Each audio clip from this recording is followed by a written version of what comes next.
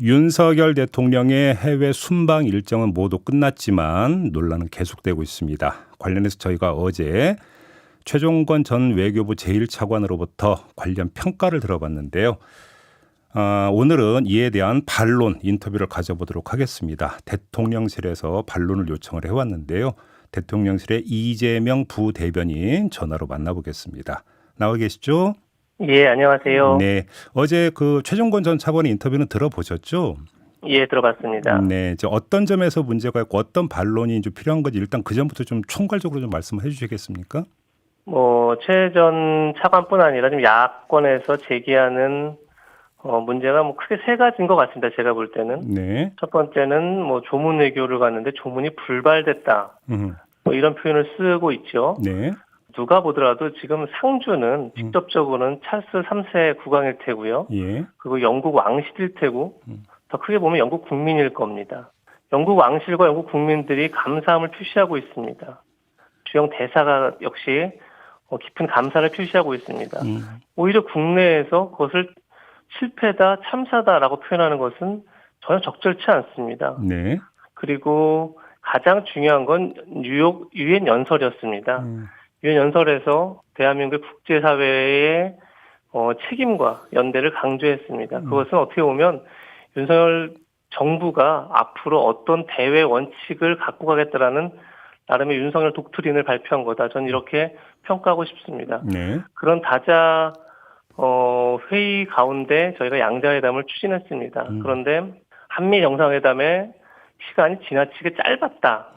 이것을 가지고 또 외교 라인을 문책해야 된다. 야권은 이렇게까지 주장을 하고 있는데 굉장히 다자 회의 자체가 많은 특히나 외교 경험이 있는 분은 더 잘 아시겠지만 아주 촉박한 일정 속에 진행되고 있습니다. 알겠습니다. 그 가운데 아주 짧은 시간이지만 그 전에 NSC라든지 아니면 외교부라든지 다양한 각급에서 논의된 내용들을 짧은 시간 정상이 확인하는 것 자체는 굉장히 의미가 있습니다. 네. 그리고 그 각급에서 논의된 내용들이 어떠한 이견도 없다는 걸 정상이 확인하는 순간이었습니다.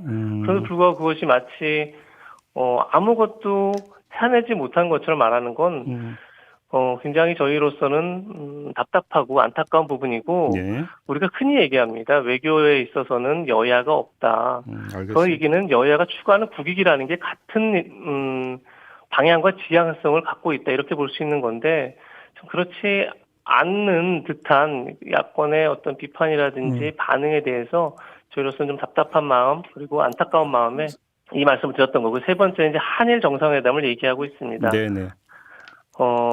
한일 정상회담이 너무 저자세다 이런 표현을 이제 쓰고 있죠. 그런데 어제 윤석열 대통령이 얘기한 것처럼 한일 관계가 굉장히 악화돼 있다는 건 모든 국민들이 알고 있습니다. 그런 상황에서 어떻게든 한일 관계를 개선해 나가려고 하는 노력이 진행되고 있고 뉴욕에서의 만남은 그 첫걸음이다. 저는 그렇게 의미를 부여하고 있습니다. 알겠습니다. 오히려 외교라는 건 어쨌든 극단을 피하기 위해 하는 겁니다. 전쟁을 피하기 위해 하는 게 외교입니다.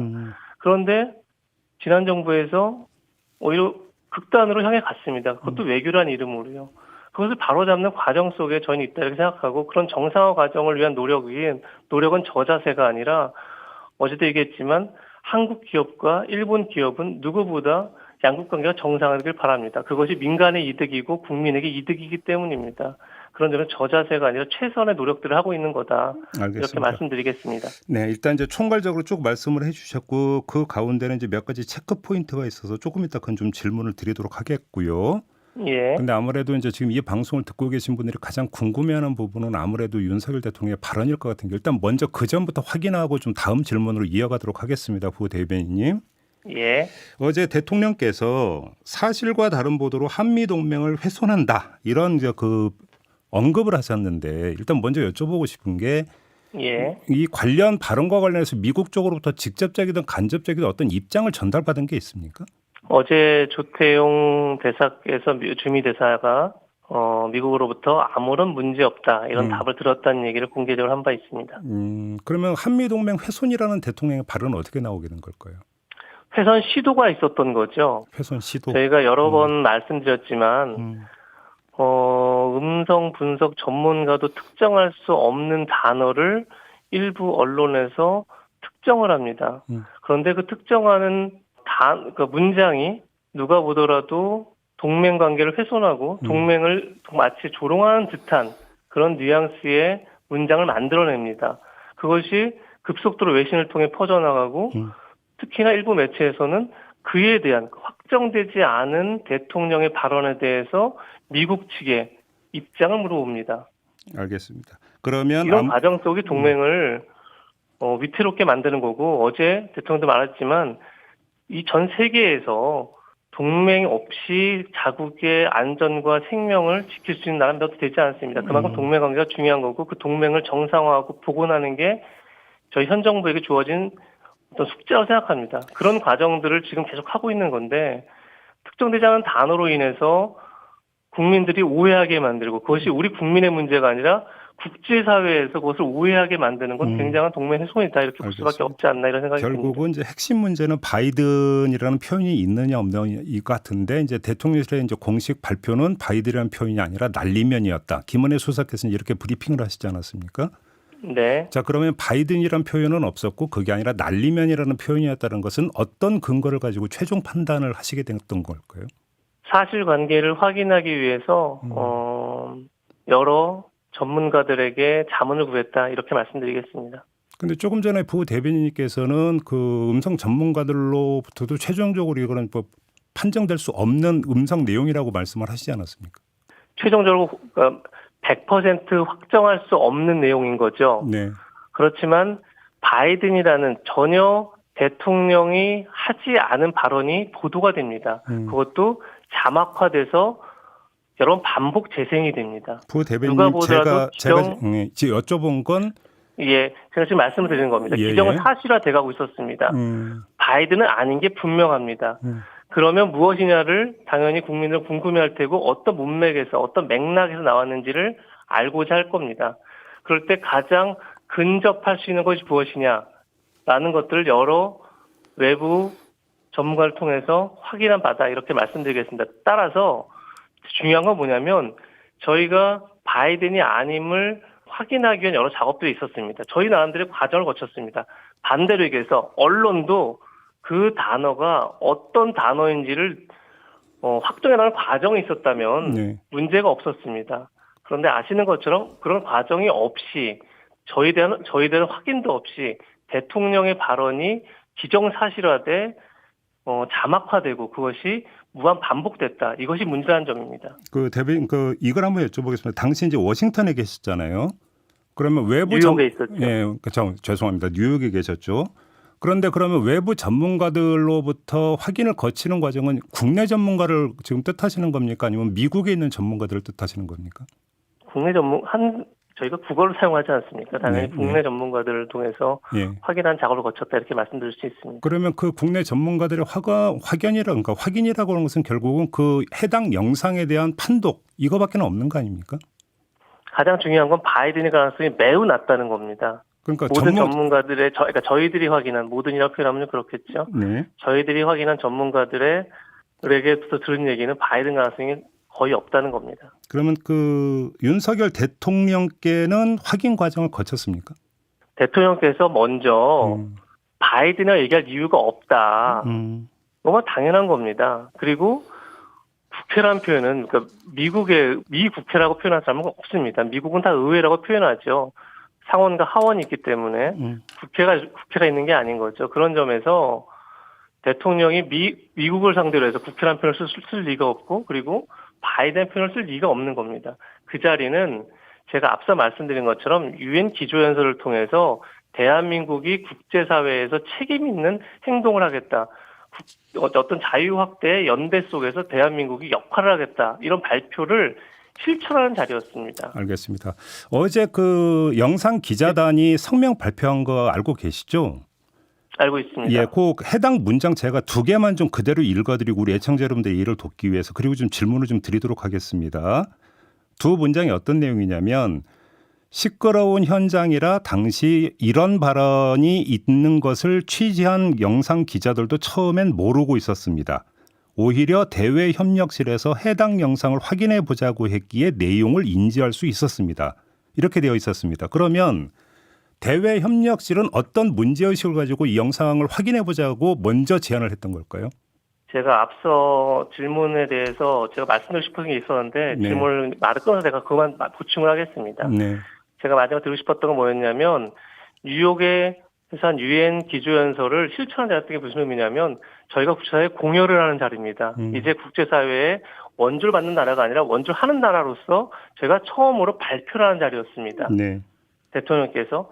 그런 점에서 그 자리가 굉장히 중요한 힘을 갖고 있는데 대통령이 1억 불을 공조하겠다라고 말씀을 하십니다. 그런데 일본이 10억 불 이상을 그리고 독일, 유엔 등이 EU 등이 훨씬 더 많은 그리고 미국이 60억 이상을 이렇게 공유 약속을 합니다.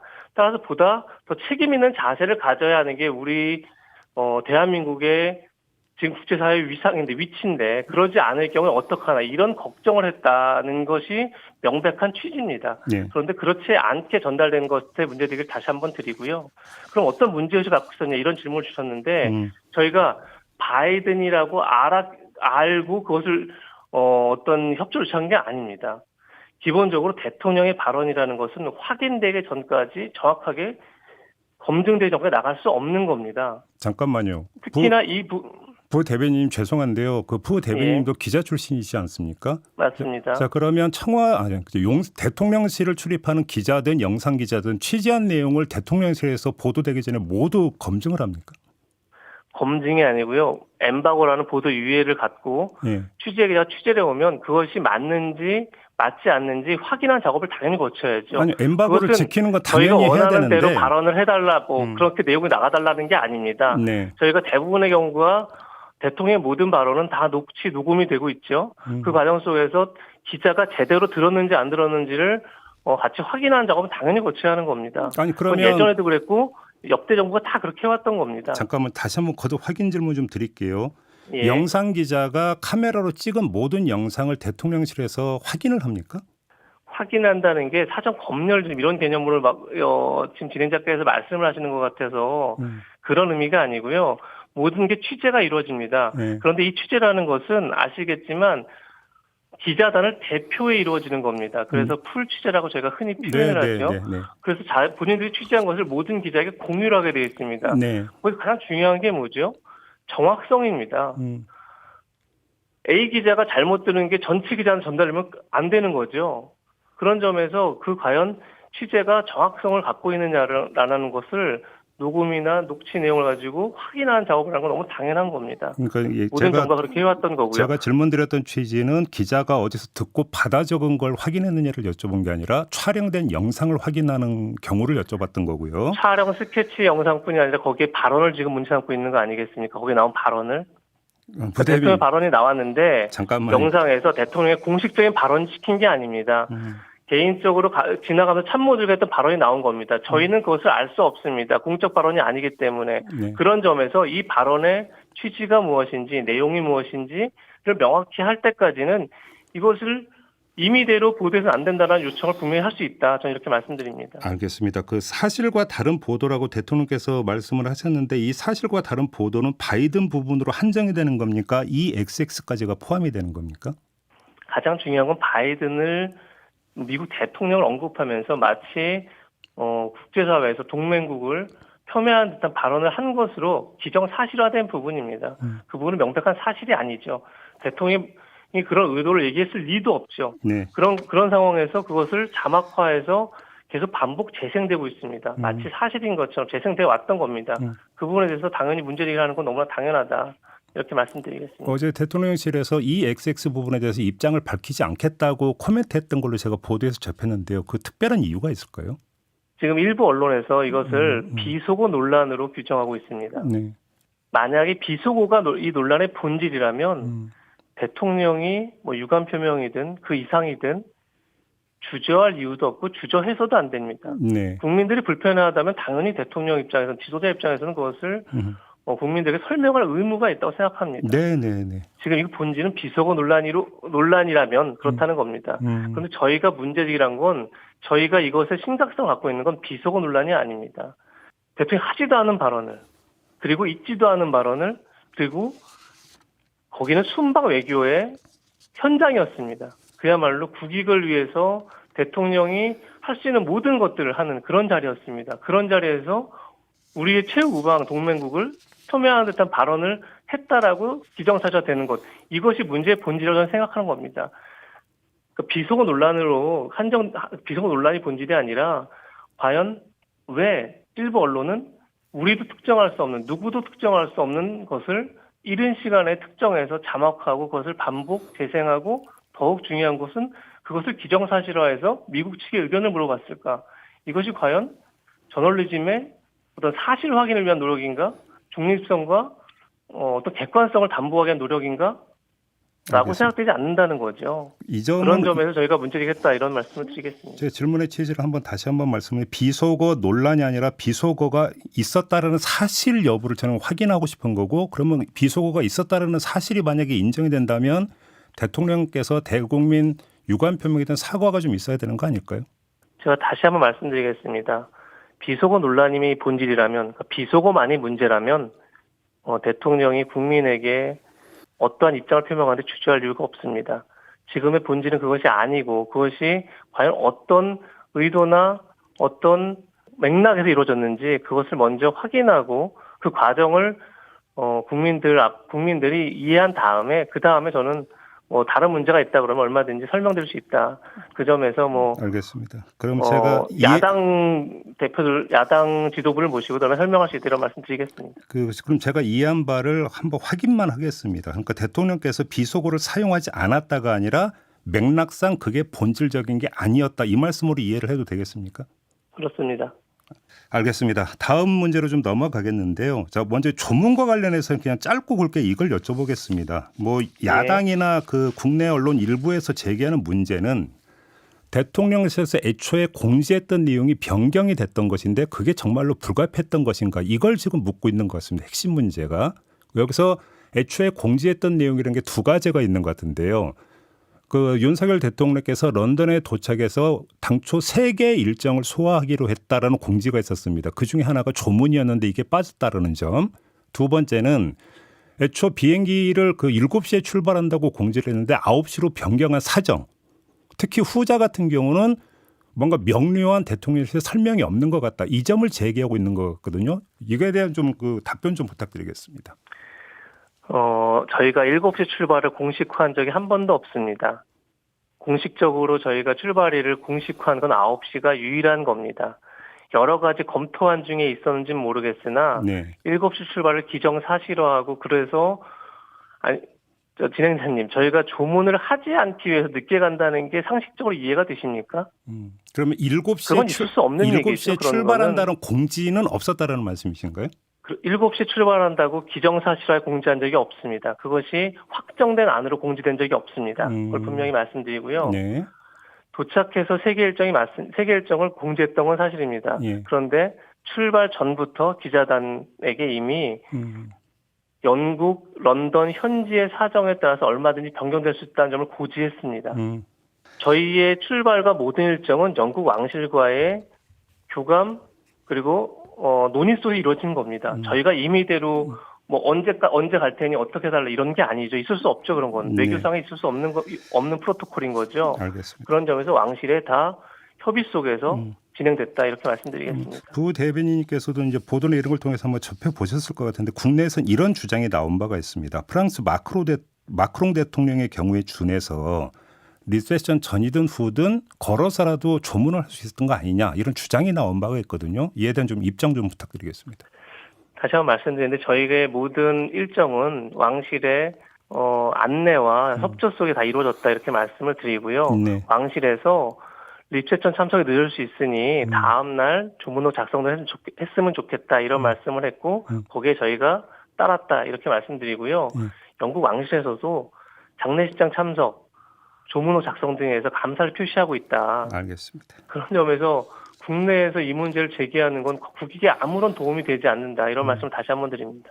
자, 이번에 한일 정상회담 관련해서 좀 질문 드릴게요. 이 정상회담 후에 대통령실과 외교부에서 나왔던 설명에 따르면 윤석열 대통령이 기시다 후미오 총리를 찾아간 것은 이번에 호스트가 일본이었기 때문이라는 설명이 있었습니다. 그런데 확인해 보니까 이번 호스트는 우리 차례 아니었던가요? 부 대변인님?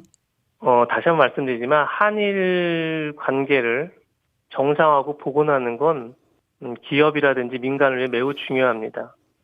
그런 점에서 대통령이 앞선 인터뷰에서 일괄 타결 이런 이제 어떤 큰 구상을 밝혔습니다. 그런 점에서 정상 간의 만남은 매우 중요하죠. 누가 호스트냐, 누가 뭐 게스트라고 표현해야 될까요?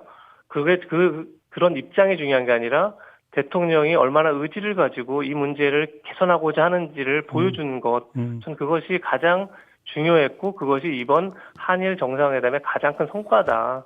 전 그렇게 말씀드릴 수 있고 국민들도 그것에 대해서 충분히 공감할 것이다 이렇게 말씀드리겠습니다. 그럼 왜 그때 이번 그 호스트 차례는 일본이라는 설명이 왜 나왔던 겁니까? 그러면? 저희가 공식적으로 그렇게 그런 말씀을 드린 기억은 저는 없고요. 기본적으로 보도가 많이 저희가 나왔거든요. 예. 이번에 왜 정상회담이 약식으로 진행되느냐 뭐 이런 이제 질문이 있었던 거죠. 그런데 시간을 조율하는 과정 속에서 다자회의에서는 네. 얼마든지 뭐 약식으로 진행할 수도 있고 그다음에 정상회담으로 정식으로 진행할 수도 있습니다. 여러 가지 방안들이 있는 건데 그건 어떻게 보면 형식적인 문제인 거죠. 중요한 건 내용상 정상들이 만나서 어떤 논의를 하고 얼마나 의미 있는 결과들을 도출해내느냐 이런 문제일 테고요. 그를 위한 어떤 첫발을 뗐다는 데서 저는 굉장히 의미가 있다. 이렇게 말씀드리겠습니다. 시간이 다 됐기 때문에 이걸 좀 마지막 질문으로 드려야 될 것 같은데요. 이제 한미 정상이 만난 48초 만난 걸 가지고 그 짧은 시간에 얼마나 많은 이야기가 될 수 있었겠는가 이 점을 이제 계속 제기했는데 조금 전에 부 대변인께서는 각급 단위에서 논의된 부분을 정상들이 확인했다는 것도 의미가 있다 이런 취지의 말씀을 주셨는데 그냥 그렇게 이해를 하면 되는 걸까요? 먼저 말씀드릴 건 48초간의 만남은 아닌 거죠. 이미 저희가 설명한 것처럼 이번 순방에서만 3번의 바이든 대통령과의 만남이 있었습니다. 여러 차례 뭐 논의를 하고 얘기할 기회가 있었는데 더 중요한 것은 여러 가지 저희 지금 현안이 있죠. 한미 간에. 네.